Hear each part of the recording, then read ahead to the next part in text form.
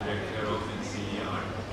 Along with me are two of my compatriots, Rukmini Banerjee on my left from Asar and Pratham, and representing Jayapal and himself, of course, is Karthik Muralidharan, our star. And we are indeed very pleased that Montek Thaluvalia, Deputy Chairman of the Planning Commission, has found the time to join us. This is an area of deep interest to him. I know the work that went into the education chapter of the 25-year plan and how open Montek has remained to new ideas, new ways of thinking, new analysis, new evidence. So we are indeed very pleased that he has made the time to be with us. What we're going to do is launch straight into Karthik's talk. Montek, would you want to say a few words before? So maybe I just ask Montek to say a few minutes, maybe 5 minutes, and then we'll let loose Karthik. And those of you who know Karthik know what that means, which means a flood of ideas, a flood of evidence, a flood of analysis. So be prepared for a stellar performance. And then I'm going to turn to my colleagues on both sides, come back with comments, suggestions, and then we'll have a good Q&A after that. So, Montek? Thank you, Shekhar. Yeah, I think the idea of letting loose our education is very important.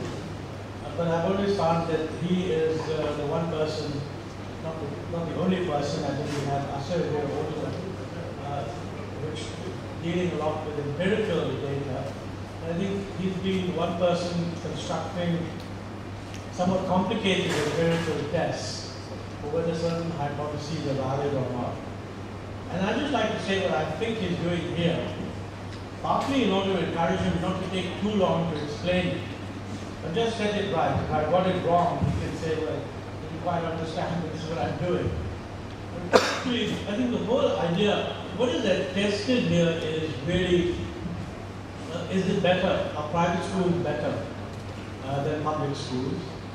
And we know from the work that Asar does that, generally the scores in private schools tend to be better, but when you correct for the family characteristics of the sort of people who go to private schools, then the extent to which they're better is greatly reduced. I don't know if that's correct reading of the latest results, but I think, and that's known sort of in many, many parts of the world.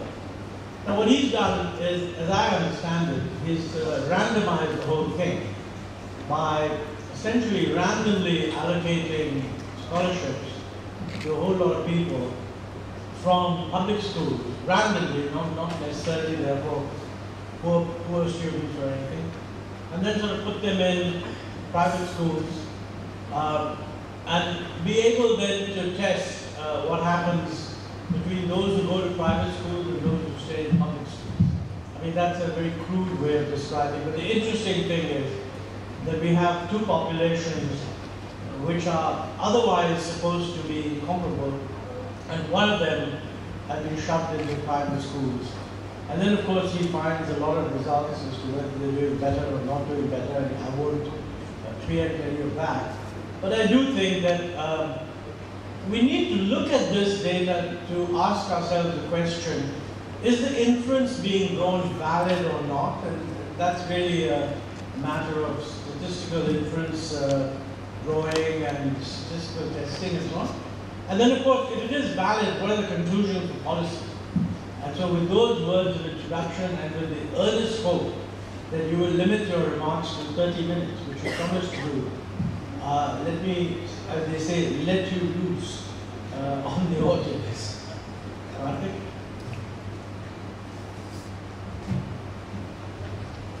Let's start. I think everybody kind of knows what the backdrop here is. I'm going to go through some of these things more quickly. Okay, let's do this. Okay. So background and motivation is, there's been a striking increase in enrollment share of fee charging private schools in India in the past 20 years. So if you're here in this room, I assume you're interested in education, you know the basic trends and stats, and the drivers broadly include demand for English and poor perceived public school performance. Now, the important thing to keep in mind is that this, correct, so these market shares are huge. I mean, it's about 30% estimated as of 2009, growing at about 1% a year. So we're looking at a situation today where roughly one Chile that has a completely voucher-based system. Okay? So this is the fraction of kids and families who are choosing to pay out of pocket over free public schooling and choosing to attend free charging private schools. So this increase, now it's not the case that this increase is happening because the public sector has exited from education. If anything, this is an increase that's taking place in the context of substantial increases in public spending for education, while at the same time people are exiting and moving to private. So what is going on? And one possible narrative here is just that the public school education system is kind of doing a really miserable job in terms of converting spending into outcomes. So one kind of key metric of this is high levels of teacher absence, which we had documented on All India Survey 2003, and the people who did that work are here. And we kind of went back to those schools 7 years later and in fact found that there's been very little decline in absence in all of this period. And if anything, what we find is villages, if you look at the predictors of where you find a private school, villages with high teacher absence are in fact much more likely to have a private school. So the larger narrative of private entry is partly something that's going side by side with the public school, system. So the growth of private schooling is highly controversial. Supporters argue on one side that private schools are more accountable, responsive, cost effective, and that repeated preference suggests that parents prefer it, right? So a kind of very visceral way of thinking about this is what does it say about the quality of your product if you can't even give it away for free, okay? And so that's kind of what we have in terms of public schooling today, and people are willing to kind of pay out of pocket over a free product where the teachers are in fact typically more qualified and you have free midday meals. So it's not only that the price is zero, the price is in fact negative to go to a public school because you're getting additional inputs that you're getting through the public system and people are still choosing to vote with it, okay? So supporters of private schooling will therefore argue that policy should do more to leverage private production schooling. But kind of the reasons of the opposite are equally compelling. So opponents are particularly concerned about the economic stratification of schooling.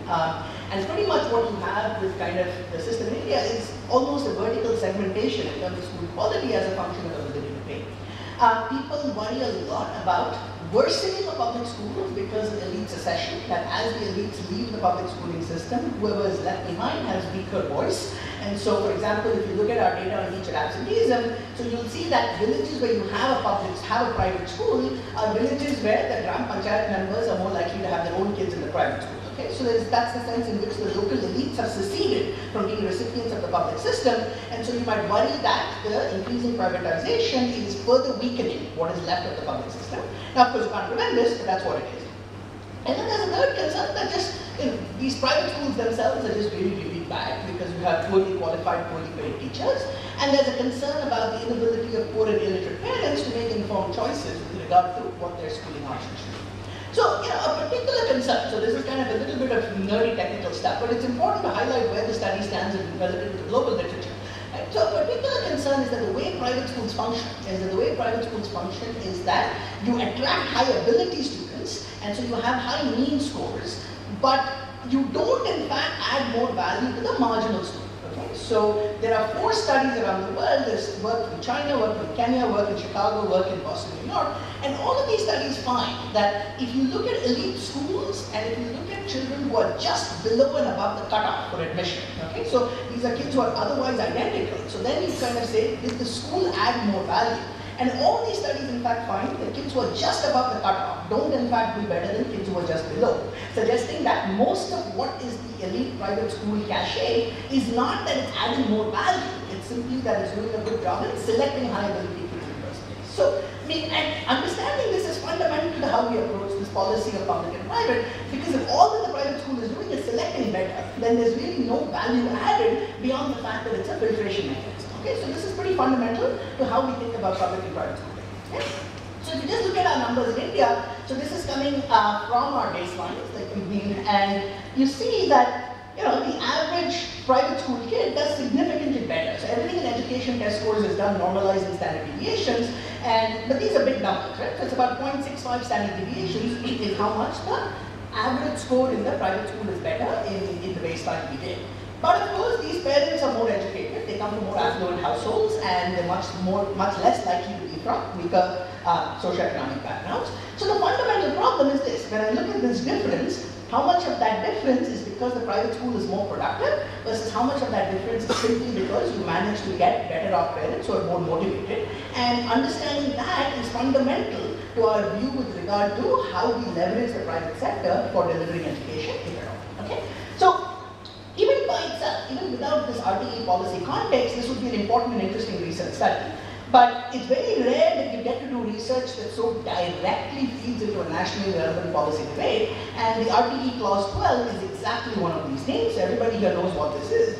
And it's really kind of stunning, right? Because what this could do is create the world's largest program of publicly funded attendance of private schools, and it is also perhaps the largest attempt at school integration across economic classes ever attempted in human history. Okay? So, if there's books and thousands of academic papers written on racial school integration in the US, and in terms of the magnitude of what we're attempting to do here, this is something that dwarfs that in terms of the scale of what this means. Okay? But as is very common, I mean, not singling out the education sector, this happens in every sector, we make massive, groundbreaking policy changes without the foggiest idea of what the impact of this is going to be. Okay? So, the policy has been passed, it is being implemented. Do we have any evidence on what the impact would be? The answer is no. Okay, so, and the two fundamental questions is, it's not clear if these poor disadvantaged students will in fact do better in private schools for the reasons I just explained. And also politically, I mean, this has been a big deal, which is people have been concerned about the spillovers to children who are already in the private school to begin with. So a very large part of the opposition in Delhi and Delhi private schools is coming from the perception that quality will be diluted when you get an influx of underprepared kids from economically weaker sections, right? So these are kind of the two big questions, which is what is the impact of the children who go, and what is the impact of the children who start in the private school to begin with, okay? And for my lawyer friends, this is of course highly controversial, contested all the way to the Supreme Court, which is another evidence-free zone in India. So there could be, so clearly how the courts rule on these things is not influenced in any manner by what data and evidence might have to say. So my hope here is for my lawyer friends who are here, that at least like the next time you're empaneled or impleaded, right? That's what it is. That you know that there is evidence that you can go look for. Okay. So what am I going to do? I'm going to spend about 5 or 7 minutes just talking about the project design. Check it, no? Okay, I've got to 6.5. I'm going to go to 6.5 on this one. That's not bad, right? I mean, 6.25. Okay, so it's designed to answer, like I said, several open questions in the global literature, but especially relevant to India. So we're presenting results from the first randomized experiment of school choice in any low-income country. So, and perhaps any developing country, there is a study in Colombia, but that's kind of not strictly vouchers or school choice. But what is interesting about this from a global setting is while there have been other experimental studies, the design here is particularly unique because what we're doing is we're randomizing the program not just in terms of students who get the voucher, but we're randomizing entire villages, right, in and out of the program. So what you do is create a system-level counterfactual, which allows you to study these spillovers. A traditional experiment would just say, here's a bunch of kids from government schools who apply for a voucher. Here you get it and you don't, and I'm going to compare. But I can't use that design to say what are the spillovers of the kids who begin in their private school unless I have a counterfactual school system where you don't have this. Okay? So that's kind of what makes the design so neat. And of course, I'm an academic and nerd, and that's the kind of stuff I get excited about. But I'll pass through this stuff reasonably quickly. But I think what's also very nice about this is it's large, long-term, but perhaps the most comprehensive data collected on intermediate factors. So I think I spent 3 hours at MHRD today presenting to the senior leadership there, and whatever question you have, chances are we have the data to do it. And so what I'm presenting doesn't mean that we're not doing other stuff. I'm just distilling what I think is important. Okay, so here's just a quick picture of what the design looks like. So normally, I mean, we've already kind of gone through why you cannot simply compare public versus private schools. But let's go through this picture to understand what the global best standards in experimental research for school voucher studies are. And what happens is exactly like Dr. Ahluwalia said, is you have a limited number of scholarships or vouchers that can be offered to poor children. The entire idea is you want to compare children of identical socioeconomic class and identical preschool background. Okay, so if you look at that difference I showed you in the first slide, a big part of the problem is not just the SES. In fact, people can control for SES. The bigger problem is that it's really difficult to control for the fact that the typical private school kid has 2 extra years of schooling, that they have LKG and UKG, whereas most government school kids are starting in class 1. Okay, so that's in fact an even bigger problem, right? So the key point of a design like this is you want to hold everything else constant and just say how much difference can be attributed by going to a private school. So what you do is you have a process whereby you invite parents and kids to apply for a scholarship or a voucher. I use the term interchangeably because in India people understood scholarship, so that's the term we use in the field, but there's no merit-based component to this. This is just essentially you're getting the money to go to a private school. And the key point is that, so group 1 is the group that does not apply for the voucher. Group 2 and 3 are the kids who apply, okay? And then this is where you have a lottery. So you have a lottery-based assignment of some kids who get the voucher, and they move into the private school, which is group 4, okay? So the best studies in the world will say conditional and applied, how do the winners do compared to the losers, okay? So you're comparing group 3 versus group 2, okay? You don't touch group 1 because that's a self-selected sample that did not apply, okay? So the standard design is 3 versus 2. Okay, so this is best practice globally. Now what is the problem? The key limitation here is that even if you find that group 3 did better than group 2, the first is that group 2 itself is not a pure business as usual control, okay? It's what we would call the contaminated control group because some of the peers are left, right? So the kids left behind have experienced a change in composition of peers. If the class size is not adjusting linearly, because teachers don't adjust linearly, you might actually have a reduction in class size. So a bunch of things go on that make even the control the contaminated control, okay? Then people worry about the spillovers to kids left behind in the public school who don't apply, so whose parents are not motivated. Coming back to the elite secession argument I talked about. So if the elites have left, then does that make the kids left behind worse off? And in the Indian context, the thing we worry about the most is what about the kids in group 4? Did they suffer because they had an influx of these underprepared children? Okay? So the design of the AP School Choice Project lets us get at all of this by basically adding a complete additional layer of a counterfactual economy. So what we do is you do the baseline tests, you get the applications, and you do all of this, then you have a 2-stage lottery, right? So in the first stage, you randomize half the villages into treatment and control, and then within the treatment villages, you have another lottery, right? I mean, whereby you have the winners and the losers. So the key point is this. These guys, okay, are my voucher winners. Okay, but I'm going to compare them not with these kids who are voucher losers in the treatment villages, but I'm going to compare them with these kids, okay, who are voucher losers in the controlled villages. And most importantly, by comparing this group 4T and 4C, I'm going to get the spillover effects of what happens to the kids who start in the private school, okay, because that's these kids. Okay, so these kids start in the private school and they are getting an influx of these voucher kids. These kids are starting in the private school, but they're not getting anything because this entire economy is a controlled economy. Okay, so that's the design. And I can answer more questions, but that's kind of what makes it so exciting. So what are the research questions? So like I said, we collect an enormously rich amount of data. So we have detailed household surveys, we have surprise school visits, we sit in the classrooms, we measure what the teachers are doing, we measure household spending, we measure time use, we've got every kind of data on what's going on. And so the first step is to understand just how did the life, educational experience of a typical child change, okay? So we get at that. Once you get the process, you then get at the core question in terms of impact, which is what is the impact of economically disadvantaged children going to a private school in terms of learning outcomes. You then, right, so which is kind of the key question then, is our private school more effective and how does this work on a both absolute and cost of justice basis? And then you can look at heterogeneity of impact. How does the impact of the program vary by individual, school, and market characteristics? So I know I talk very fast, and this is kind of why we have a 4-page summary for you to take back to the committee, and then you get the 60-page paper on my website. Okay, and then you get to answer these questions on are there spillover effects on students left behind in public schools and those who start out in the private schools. Okay. So Shekhar, I won't open up for questions, but Shekhar, is there anything you want me to re-explain on the design, or this is also okay? That's coming in the next one. Exactly. Right? So kind of, this is not kind of just a break for the sponsors, but kind of a project of this scale is required an enormously ambitious and kind of unique partnership to pull off.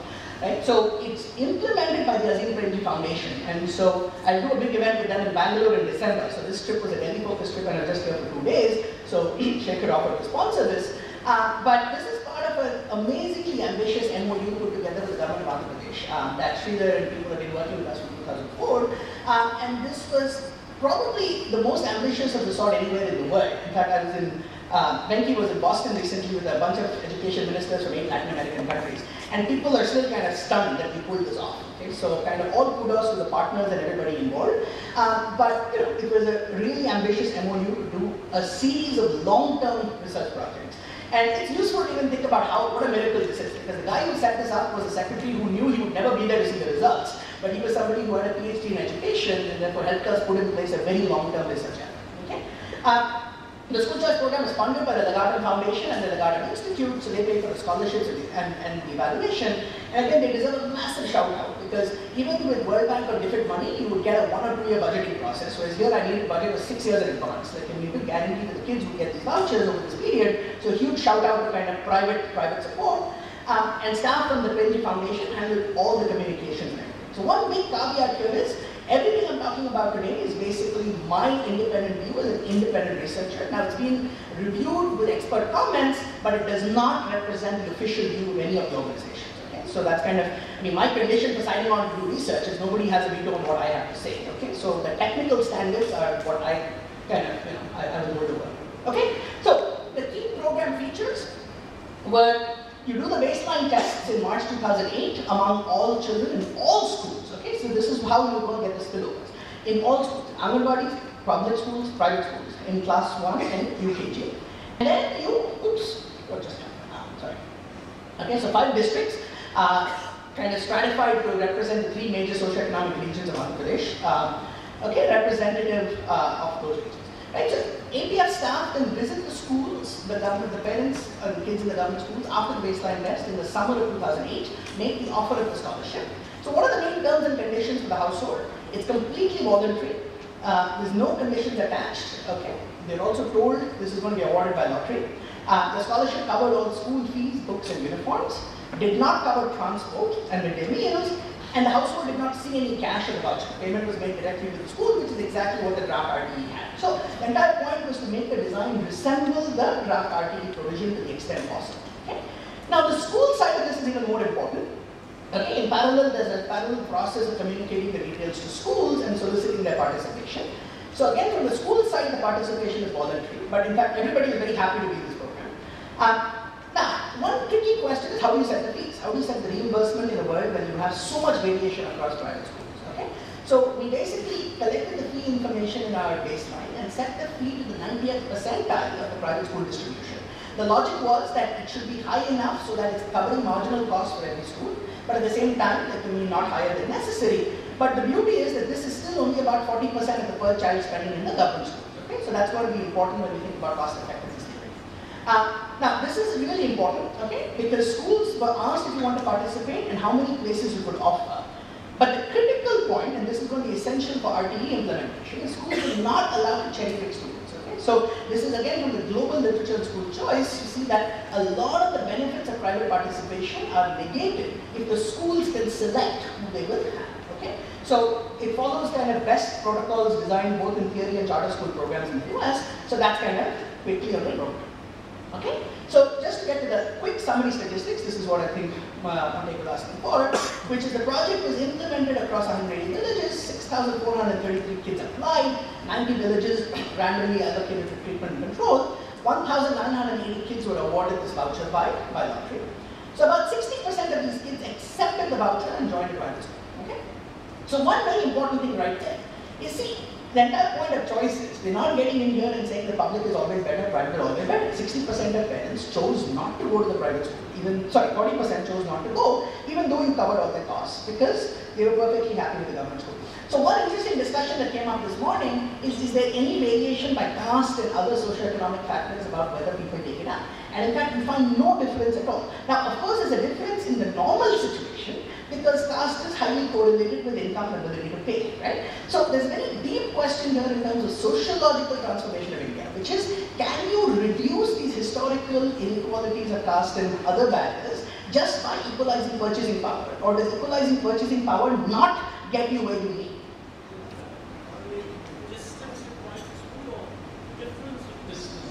So the take-up of the voucher is strongly negatively correlated with the distance of the private school. So obviously it's relative, but this result is absolute, but it also holds value, right? So in that sense, it's very heartening. Okay, it's very heartening to know, that once you equalize purchasing power, right, the people are still able to access. Now, there's an important caveat. Okay, those of you who have kind of tried to do this in Delhi, I've known many stories of schools basically having other barriers to kind of make it difficult for backward castes to apply, etc. The big difference here is the Azim Premji Foundation staff was facilitating the interaction over here. Okay, so that certainly helped in terms of breaking some of those barriers. So we can talk about that later, about implementation issues and discussions. Okay? But there is a strong negative correlation to this. So let me now get to the key findings. Of course, the checker knows, right? When you hold a time constraint to me, the content amount doesn't change. It's just the speed will change to adjust the amount. The amount has to be covered. But I believe I'm being recorded. Okay? So let's kind of get to the key findings. So this is probably not so much of a surprise because most people who've been working there kind of broadly know these facts, okay? Which is, we see that, so private schools do better most measures of infrastructure and especially in measures of teacher-student contact time, okay? So private schools have a longer school day, a longer school year, much lower PTRs and much lower levels of multi-grade teaching and also have better measures of school hygiene, okay? This is we measured in our surprise results. And this is not a set of results I'm going to show, but what we did is we implemented supplemental management quality surveys that are kind of globally calibrated to this amazing world management project being run out of Stanford. So, and we've kind of got some really interesting data, which I'm not going to have time to show. But the bottom line is they scored much better. But,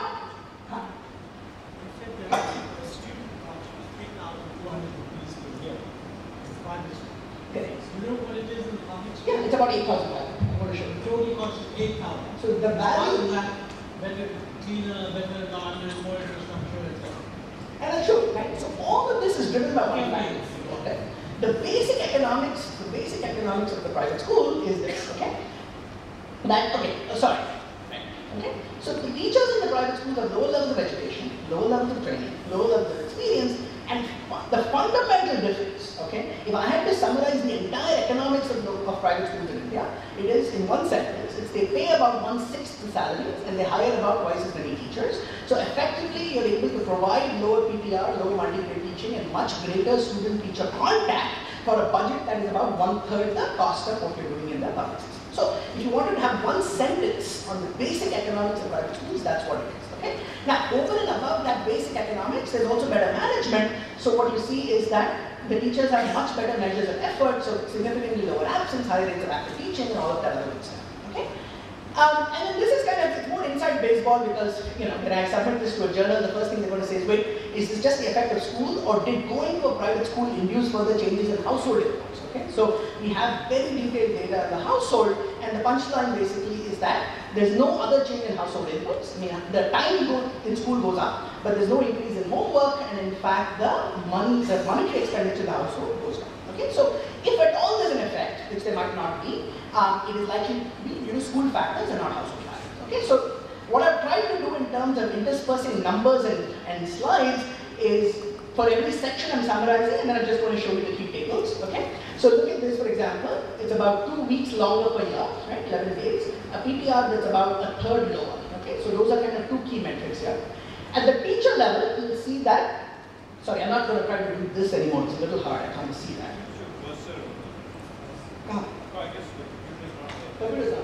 So anyway, but the key results here is you'll notice that the private school teachers are younger, more male, less educated, less trained, and the kicker is this, right? They're paid less than 1/6 of what the government school teachers are paid. And in fact, the pay is more like 1/8 once you count this pension and other discounted net flow of the retirement commitments that we made in public sector. Okay, so we're looking at about a 1/8, or I think in UP, Geeta Gandhi England calculated about 1:17 or a ratio like that. Okay, so these are just stunning numbers. Okay,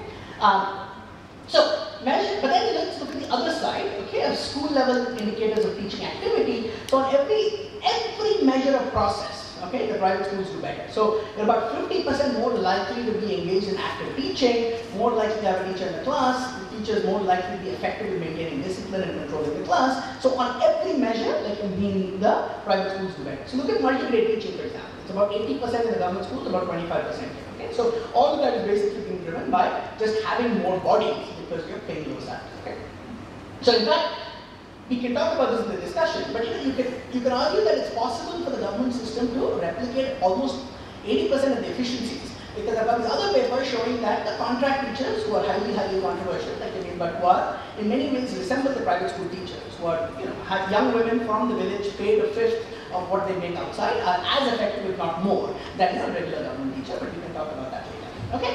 So this is a household input. So there's a couple of very, maybe I should skip this, but you see, this is very interesting. So column 3 is the typical difference between a public and private school kid. Okay? So if you want to understand how does the typical time allocation vary across these schools, whereas column 7 compares the kids who won the scholarship and went to the private school with those who did not. So comparing column 7 to column 3 is a way of saying how much did the life of a voucher winning kid catch up to a typical private school kid. Okay? Because you're trying to bridge this gap in their educational experience.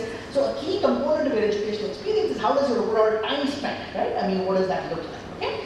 And what you see is that the voucher winning kids are completely caught up in terms of the time they spent in school, but they still haven't caught up in terms of homework. So the typical private school kid does 25 minutes a day extra homework, but the voucher kid is not caught up. So what it's telling you is that there are cultural capital and other issues that affect like what happens in the home, and simply switching school was not enough to change all of those things that happen at home.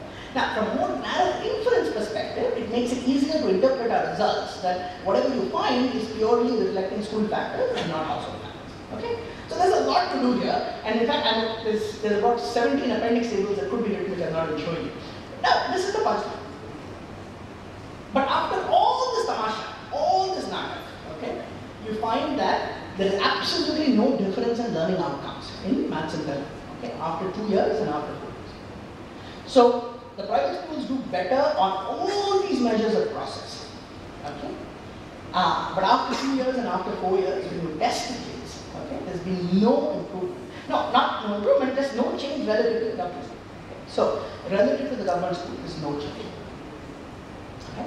So what does this mean? So the most natural interpretation, there are two interpretations, okay? One is that the cross-sectional difference we saw in table 1 is all completely explained by either household SES or by those 2 years of preschool, okay? And that once you control for that, there really is no difference, okay, between public and private. Another interpretation is no, that's not fully true, but remember the private school teachers are much less qualified, okay? So yes, they have higher effort, but the lower knowledge base means that cancels out the higher effort. So you put those two together and there's still not much of an effect. But then you can say, wait, maybe they deliver the same cost at the same outcome at 1/3 the cost. Okay, so they're still more productive, but they're not more effective.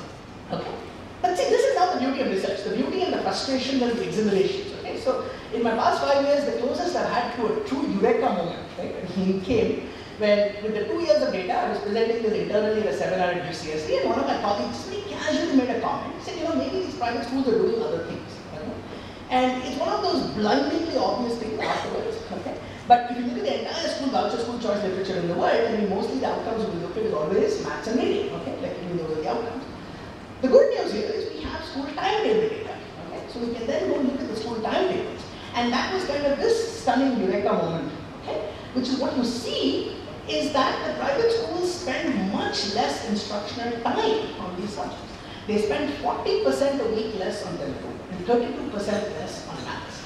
And they're taking the extra time and teaching more English, more EVS, and stunningly more Hindi. Okay? So they're teaching it as a third language, which is not even taught in the public schooling system.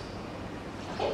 Now, then your inference completely changes because you realize that you are not comparing apples and apples. You're comparing outcomes that represent 80% of instructional time in the government school versus outcomes that represent 50% of instructional time in the private school. So then in year 4, after analyzing the timetable data, we also went and tested in all of these subjects, and then surprise, surprise, you get positive effects that remain on all of these other subjects, and you get large and positive effects in here. Okay? Now, but this is the problem. Okay? The problem is this is why research answers some questions, but then raises other vexing, troublesome issues which I don't have answers to. Okay? So the main result here is if you average across all these subjects, you get a significant and positive combined effect of about 0.23 standard deviations of actually attending a private school. Okay?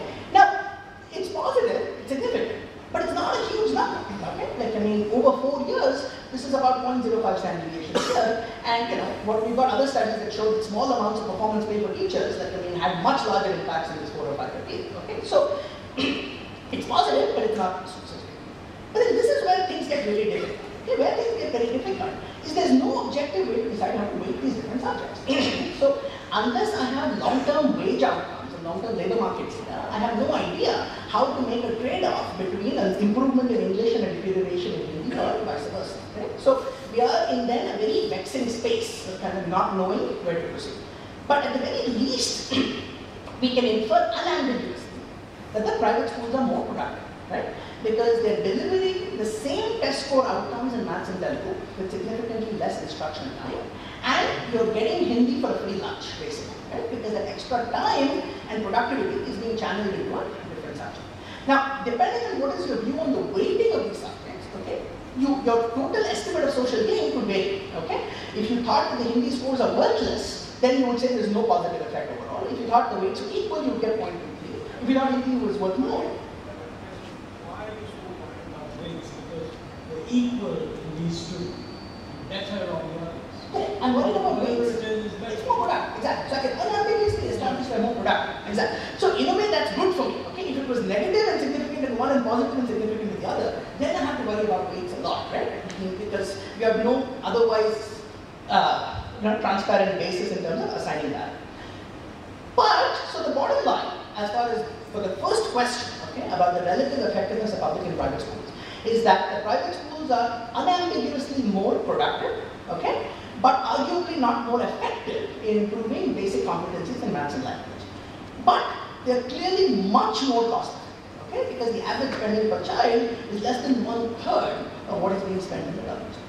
So from a public finance perspective, right, that can mean if you're increasing the private share of education production, that can mean you can achieve the same outcome at lower cost. Or the more important question, which is probably the most important open question for research, is how much would private management be able to improve outcomes if they had the same per child spending as what the government school does? Okay, so I would argue that's probably the single most important question for research and education policy in India going forward, because what we're catching here is the management delta that with 1/3 of the spending, you're able to deliver superior outcomes. Okay, so I'm going to skip through all of this. Okay, just bottom line is 2 years you look at these subjects and the combined effect across Telugu, maths, and English is a big fat 0.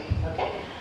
And then here's the timetable data, right? So the government school spends about 500 minutes a week each on Telugu and maths, private school spends 200 minutes less on Telugu, 160 minutes less on maths, and then you get these time on these other subjects. In fact, we're probably not even still undervaluing the private school because they do about 45 minutes a week of computers, and in practice it means there's one computer and you go turn it on and do some basic things. It doesn't mean anything, but we're not testing it. Okay. So and then after 4 years, this is then the combined effect across the subjects, assuming equal weights of about 1. So now we get into stuff that's even more fun. Okay, so now there is issues of heterogeneity. Okay, so how does the impact of going to private school vary by individual, school, and market level characteristics? Okay, so at the individual level, it's relatively straightforward because I can do this kind of non-parametric plots of kids at different parts of the learning distribution in treatment and control, and kind of look at what's happened in different parts of this distribution. And the main result is that there's no heterogeneity by student characteristics. Okay, so students across SES and baseline scores do equally well.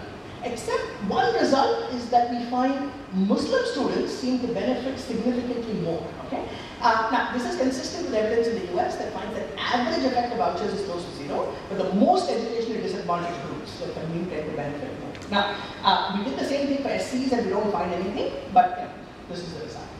Now this is in some ways the most tantalizingly exciting result, but it's also the stuff that is not as robust as everything else. So let me caveat this with a big caveat, okay? And I'll do a 1-minute technical detour for why.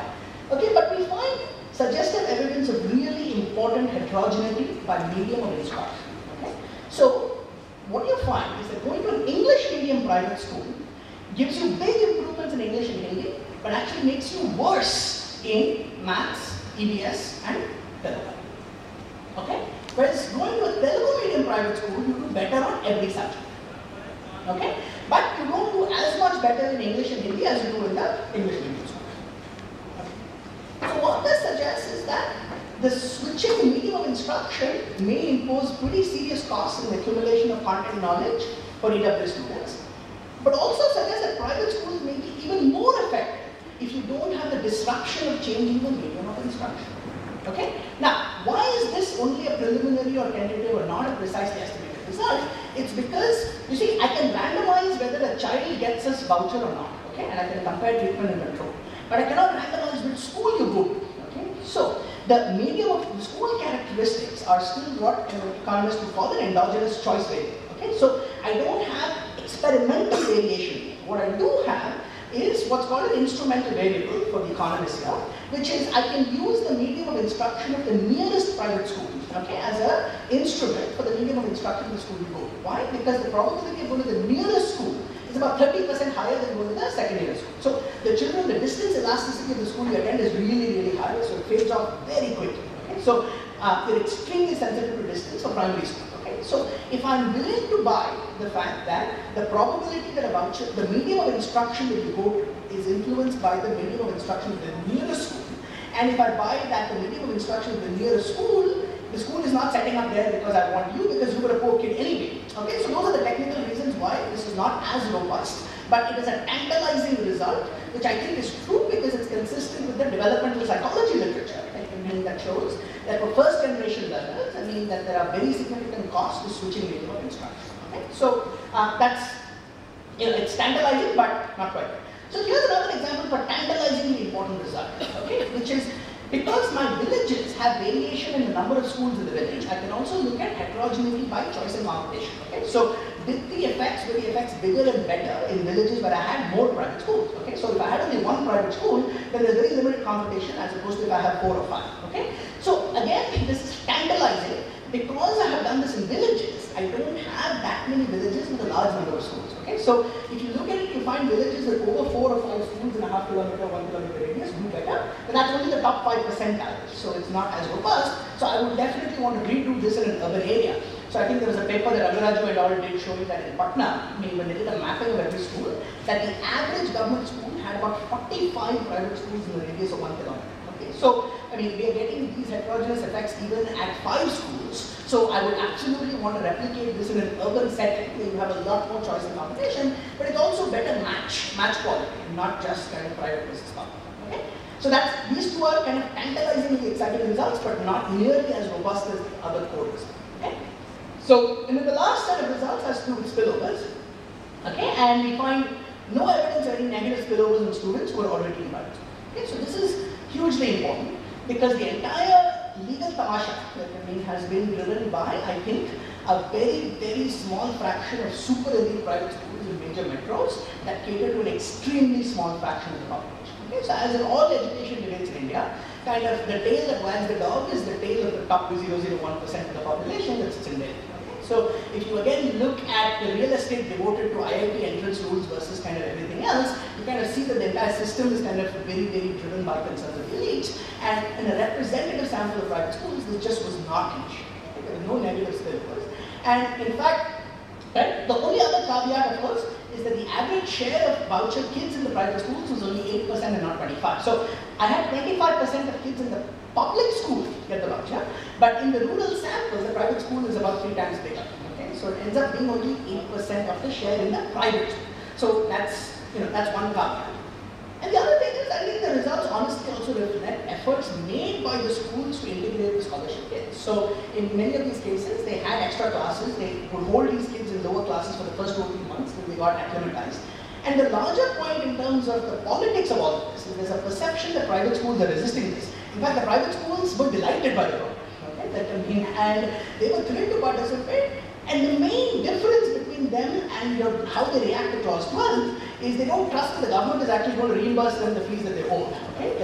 Whereas here, they had absolute confidence that the Gazette Preventi Foundation was going to pay the fees on time, as it was planned. Whereas when they're trying to get government money, they know that even after I've admitted these kids, there's God knows how many bribes to pay and how many steps of this thing, of hurdles to jump, before I can get paid. Okay? So the moral of the story here is that if you're paying what you're supposed to pay, that means that they're more than happy to accept the voucher.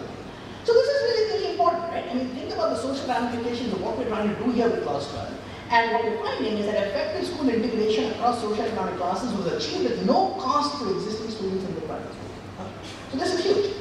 So I'm done in terms of the core results. Now I could stop now and talk about policy later, or do you want me to do, it's just post-level policy.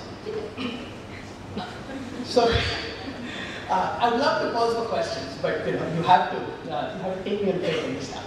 So here's the point, okay? Article clause 12 is one of these rare opportunities in life of a policy that improves equity and efficiency and does so at a lower cost than the status quo, okay? And it's this interesting kind of hodgepodge of a policy that came from the left because, I'm sorry?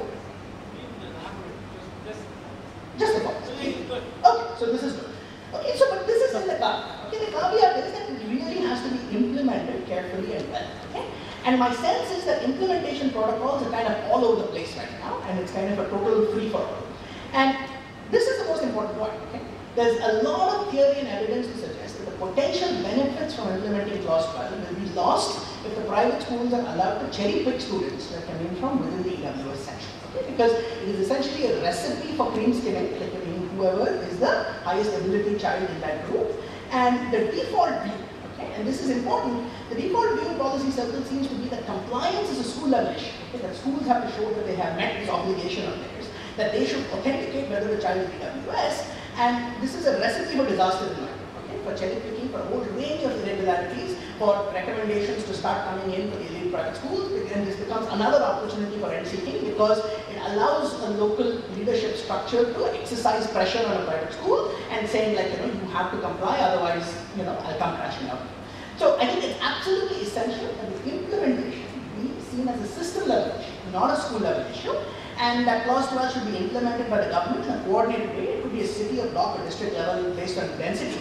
And I will write a note, in fact, this is what I promised both Minister and the Secretary this morning, I will write a note on a model implementation protocol that can mean that, because see, this is not just a question of saying kids go allowed karna, right? This is actually technically pretty tricky stuff. The Nobel Prize in Economics last year went to Al Roth for mechanism design, and that's because this entire business of how do you allocate scarce spots in a non-market mechanism when you don't have prices is in fact a highly theoretically non-trivial issue. Okay? So there are principles of mechanism design that you want to bring into this, and I will write this note.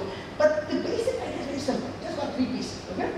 The first is that you require all private schools to provide audited enrollment and fee data. So say this comes in by December. Okay? Now the government has an independent process of verifying EWS eligibility, and every parent who's eligible just ranks the schools, right? Saying like, now forget neighborhood, forget all of that stuff. Why? Because the household automatically is pricing in distance. Okay? So they have their ability to trade off distance versus desirability. Okay? So if you look at our data, the distance premium is so strong that in 90% of the cases, neighborhood criterion will take care of it by itself without adding another massive administrative layer of verifying the neighborhood criterion. Okay, so even neighborhood criterion was added as an afterthought. Draft 2005 RTE did not have that. So these things are still malleable because I think, the RTE, as with all laws, they're based on a certain set of intentions, but are not at all connected with ground reality. Okay, so if it turns out the ground reality in this case makes enforcing the neighborhood criterion problematic, I don't think that's necessary at all. And then once you have this, you just have a very simple lottery. Okay, so you have a list of places, a list of preferences. So the entire choice aspect is captured in the preference already, right? So you can capture all of that there, and then based on the lottery, you just basically assign this to schools. So this looks exactly like a college counseling and admissions process. The only difference is that the merit list is determined by lottery, right? So this is exactly a pre-existing process, okay? Now, I spoke to Nandan yesterday, and he assured me that unique IDs will be issued to children because you will need that to make sure that you don't have duplication of these benefits, and there is a central database that's able to track the kids and make sure that you're assigned to either a government or a private school, because we know that there's an enormous amount of double enrollment that happens even in the standard school. Okay, so that's really it. It's not rocket science. Okay, and the last point in policy I want to make is kind of just highlight certain key principles of regulation of private schools. Okay, and the entire point right now is we've kind of obsessed on input-based regulation of teachers need to be qualified to meet certain standards. But the fundamental point in all of this is that qualification is not quality. Okay? Rather, quality is a function of knowledge and effort. Right? So the public schools have more knowledge, okay, but the private schools have more effort. Okay? And what you're seeing is that the private schools are able to make up for lower formal qualifications of teachers with greater time on task and effort and significantly smaller PPRs, and this is enabled by lower salaries. Okay? So the current operating model of the private school is clearly not ideal from an absolute perspective, but there's no reason to kind of throw out, this. Now, I'm not making the claim that qualification cannot be valuable. Okay? So clearly qualified under the right circumstances, if you're in a private school with kind of management that's kind of, so go back to this equation. The quality is knowledge times effort, right? So in the government system, the binding constraint is effort, right? Whereas in the private system, the binding constraint is knowledge, right? So what it tells you is, in fact, that we have our priorities exactly the opposite, right? Which is we spend an enormous amount of time training in the public sector, whereas the returns to training are much higher in the private sector. Because, and here is a case in point, right? So 7 years ago, 8 years ago, I was teaching, I conducted seminars in various places about measurement theory and IRT and scale. The only people who took up the actual human capital I was imparting was the private sector, right? Because they took it and actually then marketed themselves on the basis of we learned this, we learned this, we learned this. But nobody in government cares about actually doing stuff based on a seminar I've done. Okay, so that's just an example. Okay, so the larger point is it is good to require full and audited disclosure of inputs. Okay, so the way I want to regulate private schools is to say I want you to have full disclosure, audited disclosure, and if you lie, I will shut you down. Okay. But if you, I will not shut you down for telling the truth. Okay, and a basic example is this. So when I look at, for example, PDRs, it's absolutely clear that one of the most cost-effective ways to improve learning outcomes in class 1 and 2 is to provide a qualified teacher who's in charge with 1 or 2 teaching assistants who might not be as qualified. Okay, so it's absolutely clear. But the current status quo doesn't allow you to do that. Okay, because it says all the teachers have to be qualified. So I think that's basically it, right? That it doesn't make sense to mandate these qualifications or to shut down schools for not meeting mandates that are poor predictors of quality. Let me say one final thing, which is, let us kind of not lose sight of the fact of how bad these private schools are. Okay? That yes, the results are that you're delivering slightly better quality of education at a much lower cost. Okay, but the absolute quality in these schools is still abysmally low. So, the story of private schools in India is that old joke about the 2 guys running in the jungle, and a bear is chasing them, and the first guy says, oh, we better outrun the bear, and the second guy says, no, I only have to outrun you. Okay? So, you've got a similar situation that can mean where the private schools are maybe 1 step ahead, okay?